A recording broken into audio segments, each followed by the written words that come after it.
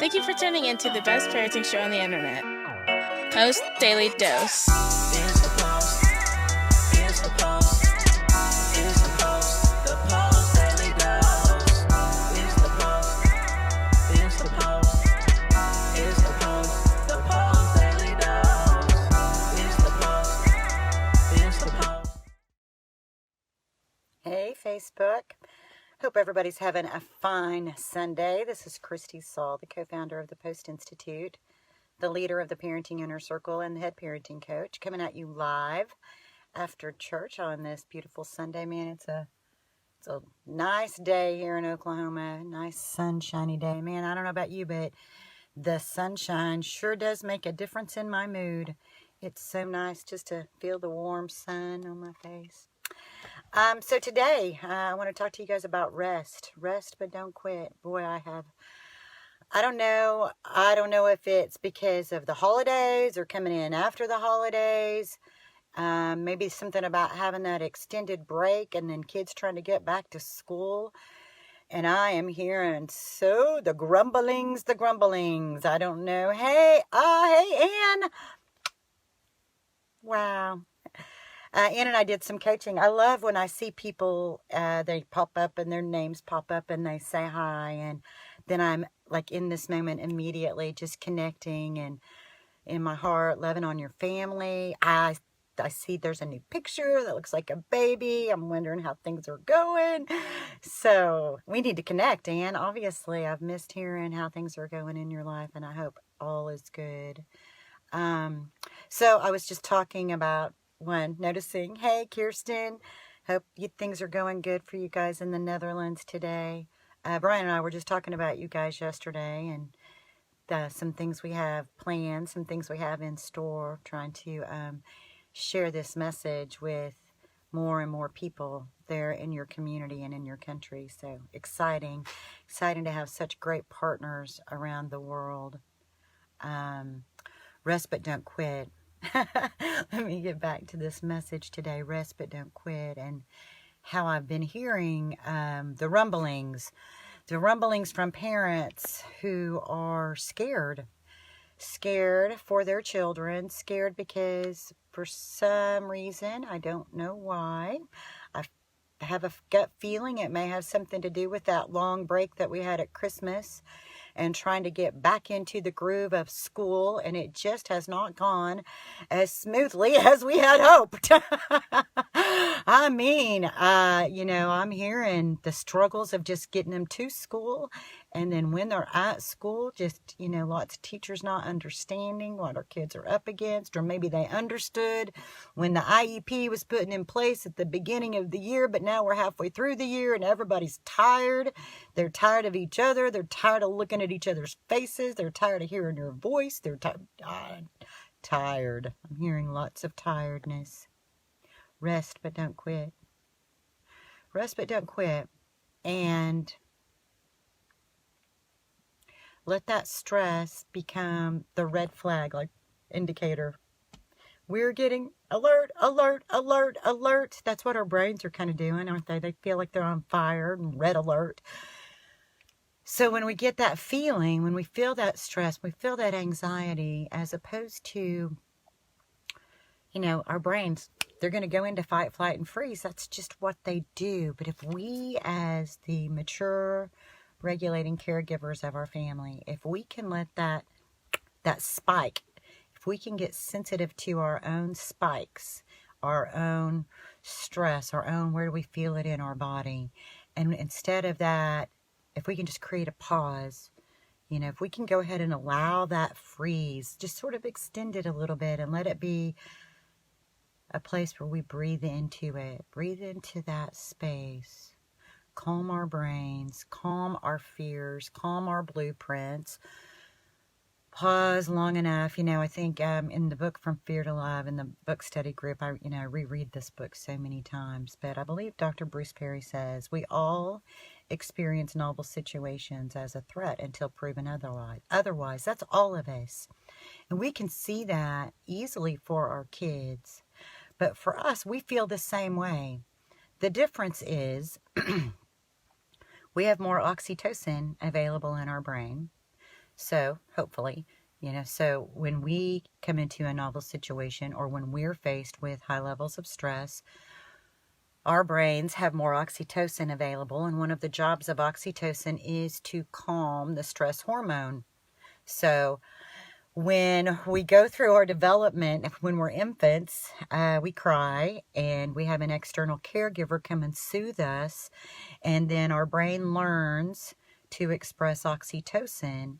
And so our brain learns a rhythm of stress. Then oxytocin comes in to bathe that, to modulate those stress hormones. So we walk into a novel event, a new situation. We fight, flight, or freeze. Our brains freeze too, only I have oxytocin available. And oxytocin's going to come in.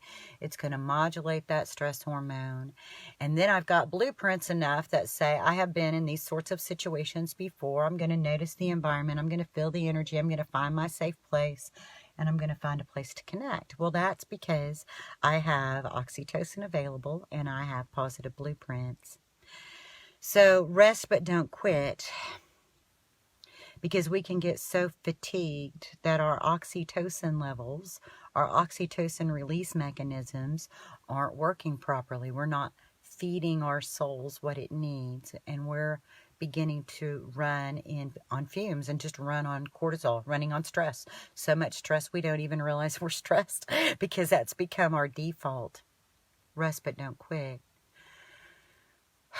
We have to learn this process of quieting our stress-filled minds, to quiet those worried thoughts. I say this, whether you worry, meditate, or pray, it's all energy.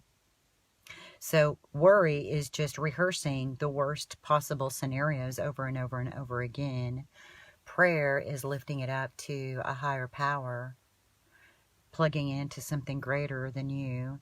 Meditation is quieting, just quieting and bathing in a quiet mind. So whether you worry, meditate, or play, it's all energy. So choose wisely. Rest, but don't quit. So what's going to be most helpful? I find affirmations to be really helpful. I find knowledge to be very helpful, because my brain works in a way where it's like, if I can have some knowledge, then I can think a little bit through it enough to get a little bit calm. And then in that little bit of calm, I can then connect with that higher power. But for me, that's how I operate. Some people operate differently. Some people can plug right into that higher power, just bam. That's their default, and that's awesome. Rest but don't quit. So let's just talk about that a little bit more. I've been in situations as a parent, particularly with school, with my daughter, Marley, in particular. She started off absolutely loving school. She had an amazing pre-K teacher. She was in a sort of like a Head Start class that was in the public school. I'm trying to practice to choosing not worrying, and then Penny. So there's a couple of other things I just gave you to choose from then. So when you learn how to quiet worry, imagine turning it like a volume knob. Turn the volume down on those worried thoughts. Take a deep breath and just quiet them, and learn how to do that just in a second. In the sense meaning, like, it's a habit. Worry is habitual. And so to learn to teach your brain a new habit, that's going to take time and practice. And so practicing turning the volume down when you notice it up. When you notice it, I notice that, because you don't want to be worried about worry. That's all right. That's craziness. So learn how to just turn that volume down when you notice it's there, and then try to find that energy of love to plug into. It makes it so much easier to find it when we turn down the volume of fear, because really that's all worry is. It's just the volume turned up on fear. So I want to talk again about school, because that has been such a stressor for so many families that I've been in contact with lately. So I just want to talk about that. I'm just going to tell you my own path, my own story with my daughter, and hopefully there'll be something in that that helps. So Marley loved school when she was little. Kindergarten, pre-K, kindergarten. She even liked it in first grade. But it began to shift because there were some things being asked of her that she didn't really understand. There were some things that she was in a new school and they didn't completely understand her. And I was learning how to put into words so that I could advocate for her. So I had to get really quiet. I had to get really quiet, and I had to really stop and think about, what do I know about my child? What do I know about my child? What do I know about my child's heart? What do I know about my child's work ethic? What do I know about the challenges that my child has? And then I had to I call it now, I see Pat O'Brien's watching. Hey, Pat. Oh, man, Pat O'Brien. If you guys don't know Pat O'Brien, I encourage PJ O'Brien's how it shows up on Facebook. Go find him as a friend. We met Pat through the world of adoption, the agency he started, You Gotta Believe, out of New York, that is focused on supporting older children finding permanent homes. He is one who tells me and reminds me that no matter the age, we all need family.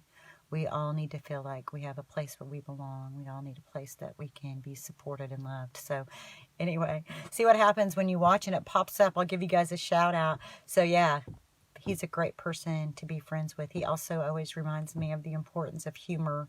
A good laugh is good for the heart. It's good for the brain. It's a good release. So I had to get really quiet and learn what is it, and remind myself, get in touch with, what do I really know about my child? I mean, nobody knows her better than I do, right? So what do I know about my child and what are her needs? Because I needed to be able to advocate for her in the school system. They didn't understand her. We've talked about Marley's healthcare needs. So, for example, oftentimes people who have spinal cord injuries, which to a degree, having spina bifida is like a spinal cord injury. Her spine was injured in the womb. And so the nerves that go from her brain to the lower extremities, it's like a short circuit. It doesn't get full circulation in terms of the neurological impulses. So that means that she has what's called a neurogenic bladder. The impulses, the sensations that you and I experience, they don't flow all the way from her bladder back to her brain and back for a full circuit of communication. But, in the IEP, as I'm talking, they're saying she's not potty trained. Well, they don't understand, right? They said she doesn't have good social skills because she doesn't say hi to everybody, but they don't realize they're saying hi to her from the end of the hall, and she has half the vision that you and I have. Her vision is impaired for literally half. So where I could see a sign down the road, she would have to be halfway closer to it before she even knew it was there. She also happened to be related to a couple of people who taught at the school, and everybody knew her before she even got there. She was immediately overwhelmed. They didn't understand. And out of their lack of understanding, there were some very negative intentions assigned to her behavior. Well, she's just a child. She can't articulate. She's just trying to function in the world, doing the best she can with all the ways that she's adapted. So I, as her parent, had to advocate for her. I, as her parent, had to go in and help them understand what her needs were and how she functions. So as we think about all this frustration that we're experiencing right now with kids, trying to get them to school, trying to help them be able to function their best at school, one of the things that we have to do as parents of children with special needs is we have to get quiet. And we have to trust what we know about our children. And we have to advocate for them. Now, sometimes in fact, at another point in my child's life, when we plugged along. And so every time she went to a new school, I went through that process again. And so her needs would change. The barriers would often be similar, but the environment that she would be in, then I would kind of have to troubleshoot and brainstorm and create solutions for her to be able to navigate those environments. And then I'd have to communicate those oftentimes to teachers, or if she would get really, sometimes she'd get really upset because they'd be talking about an activity that she couldn't participate because of being mobile by wheelchair. And she'd immediately feel like she'd feel scared. She'd feel scared because she didn't know how she was going to do it. Because nobody was there telling her, well, and this is how we're going to help you do this. How are you going to include her? And that created a lot of anxiety for her. And so I had to talk with every teacher. Every teacher, every year, I had to talk with them about the anxiety she experiences as a person in a wheelchair. Because in this world that we live in, it's not always accessible. So she knows that sometimes we have to be creative so that she can participate, but that we'll always try to find a way. So I have to advocate. I have to articulate these things, right? I have to help the teachers understand. And so every year it's a little different. Every situation, it's a little different. Every environment, it's a little different. Then she got to junior high. And the moving around the building, the different classes, she had some classes that were more accessible than others. She had five different teachers, so she had 5 different bosses, plus whoever the other bosses were, the librarian or the school counselor or the women at the office that you have to check in with if you're late, and the principal. So there's a lot. That's a big jump. That was a big leap. Oh my God, it was huge.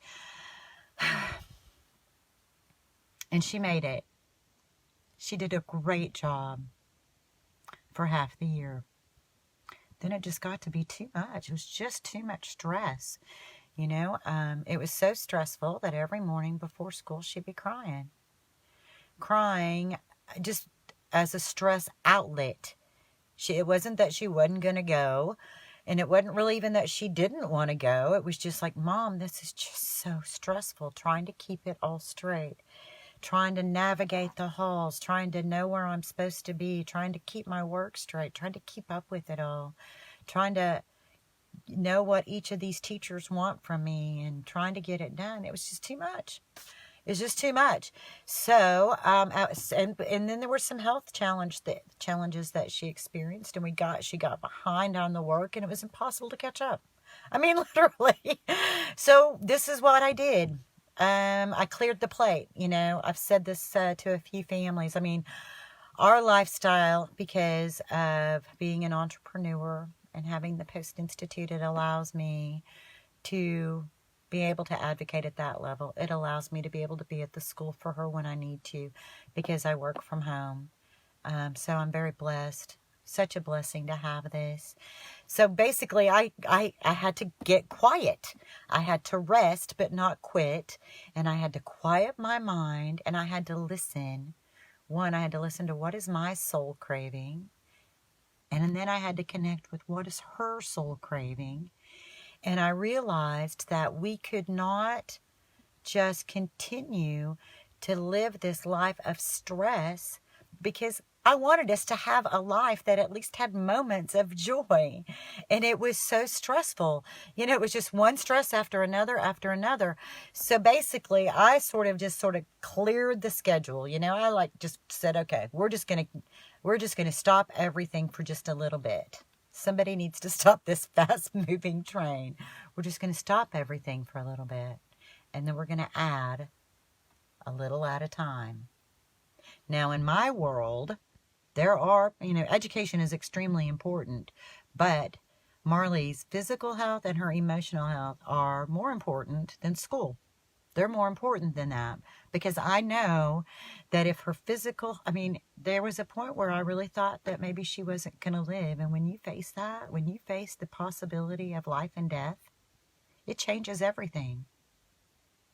And if you're living that life where it's just all we do is fight, all we do is fight, all we do is fight, we are having no joy, then it's time to, whether you can do it, whether this is a real life, I'm stopping everything, because I know not everybody can do that. I'm just going to stop everything for 3 days until I can slow down my worried, frantic paced life and figure out what it is that we need to do to build joy into our lives. But so that's basically the path I took. I said, okay, well, I'm going to put physical therapy on hold. I'm putting everything on hold, OT's on hold. School's on hold, everything. I'm putting work on hold, and I am just going to be still for a little bit. I know I want us to have joy in our life. I know she needs an education. I know she needs her physical health. I know she needs her mental health. I know we need a social life. Okay, Mom. Okay, God. How are we going to figure this out? And that was the path I took. That was the avenue I took for slowing our life down and figuring out what it was going to be that was going to help us have the lifestyle where joy and happiness could be a primary part of it, where it wasn't always stress. It wasn't always just being buried in trauma and stress and worry. So I guess this message is really about, rest, but don't quit. Take a minute. When I'm in my workout, and I take some classes that when I first started, I couldn't do half. I couldn't do half of the exercises that they were leading. But I learned that you can take a 3-second, if you've got a 1 minute, okay, you're going to do this thing for 1 minute because you're doing like a total body fitness class or whatever. I think that's what they call it. If I stop for 3 seconds, then I can continue and finish. 3 seconds. A 3-second break gives me enough of a recuperation to finish the rest of the minute out, as opposed to just stopping, just stop. Take that 3 seconds. Stop. Rest. Catch your breath. Rest, but don't quit. If you're that stressed out, if you're at that place where I was, where every day was a fight, we weren't having any joy, find a way to pause. Whether it's an internal pause, I'm just going to stop worrying about it all. And I know this isn't how I want to be living. I know there's a better way. I am a resourceful person. I have connections to a great, loving, powerful source. I'm going to quiet fear. I see these things that I want. God, help me figure out the pathway to create these things in my life. Help me create the pathway to be back in relationship with my child. Help me connect with people who can teach me a path for reconnecting. Help me learn how to soothe my child's anxious, worried heart. Help me model this. Help me model for my family how to manage stress and worry and anxiety differently, God. Help me turn these things over to you so that I can see joy and I can take moments of joy and expand on those and let those become the building blocks for my day-to-day life. Instead of building on my worry and instead of growing out of my wounds, help me to grow in love. Help me to be plugged into that and see hope. So that's my out of church on Sunday message to you guys. Rest but don't quit. Quiet your mind. Trust what you know about your child. Get quiet. When you're fighting through those difficult situations, what we tend to do is we just go back and we just keep doing the same thing over and over and over and over again. Like somehow that's going to give us something different. But if you've gone 6 months and you've gone a year and you've gone 5 years and you're doing it the same way and you're not getting anywhere different, then it's time to do something different. Do something different. I mean, it can't get worse, right? I mean, good God. It can't get worse than your house getting torn up and your child being distraught and you fighting all the time and being in that space of just yuck. It can't get worse than that. Get quiet. Ask for guidance. And find a way to create the life that works for you and your family. It's a big world. There's so many options. It's okay to do it different. It's okay to do it different. Thanks for joining me, you guys. Much love. I hope you have a chance to get some rest today. Rejuvenate yourself. Listen to what your spirit needs and give it that. Call a friend. Give yourself a nice dinner. Take a little nap. Maybe a hot bath. What's your favorite show on TV? Put your earbuds in and listen to your favorite music. Much love to you guys.